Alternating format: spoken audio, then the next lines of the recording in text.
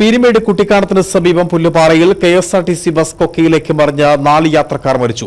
മാവേലിക്കരയിൽ നിന്നും തഞ്ചാവൂരിലേക്ക് തീർത്ഥയാത്ര പോയ സംഘം സഞ്ചരിച്ച ബസ് തിരികെ വരുമ്പോഴായിരുന്നു അപകടമുണ്ടായത്.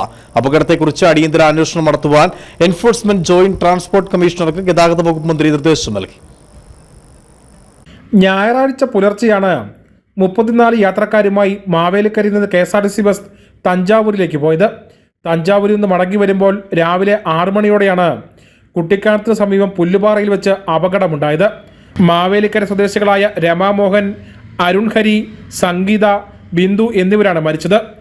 ബസിന്റെ ബ്രേക്ക് പോയതാണ് അപകട കാരണമെന്ന് ഡ്രൈവർ രാജീവ് കുമാർ പറഞ്ഞു. വളവ് തിരിഞ്ഞ് വന്ന കൂട്ടത്തിൽ ബ്രേക്ക് ആദ്യം ഒന്ന് ചവിട്ടി, ഇറക്കം ഇങ്ങനെ ഇറങ്ങി വന്നപ്പോൾ ആദ്യം ഒന്ന് ചവിട്ടി ബ്രേക്ക് ഉണ്ടായിരുന്നു. രണ്ടാമത് ചവിട്ടി ബ്രേക്ക് കിട്ടിയില്ല. അങ്ങനെ ഞാൻ വണ്ടി ഇങ്ങനെ വന്നപ്പോൾ മാക്സിമം ഇടത്തോട്ട് പിടിക്കുകയാണ് ചെയ്തത്. ഇടത്ത് പിടിച്ച് വന്നപ്പോൾ ഭിത്തിക്ക് വന്ന് ഇടിച്ചിട്ട് വണ്ടി നേരെ റിവേഴ്സ് വരികയാണ് സംഭവിച്ചത്. അങ്ങനെയാണ് സംഭവം. അല്ലെങ്കിൽ നേരെ താഴത്തൊക്കെ പോകാനായിരുന്നു. ഞാൻ അങ്ങനെ ലെഫ്റ്റിലേക്ക് പിടിച്ചില്ലായിരുന്നെങ്കിൽ കൊക്കയിലേക്ക് പോകുമ്പോൾ ഇതിൻ്റെ പ്രത്യാഘാതം വളരെ രൂക്ഷമാണെന്ന് എനിക്ക് അന്നേരം തോന്നി. അന്നേരത്തെ ഒരു ഐഡിയയ്ക്ക് ഞാൻ ഇടത്തോട്ട് പിടിക്കുകയാണ് ചെയ്തത്.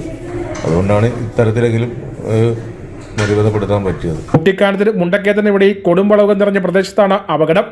ഹൈവേ പോലീസും മോട്ടോർ വാഹന വകുപ്പ് ഉദ്യോഗസ്ഥരും ഫയർഫോഴ്സും നാട്ടുകാരും ചേർന്നാണ് രക്ഷാപ്രവർത്തനം നടത്തിയത്.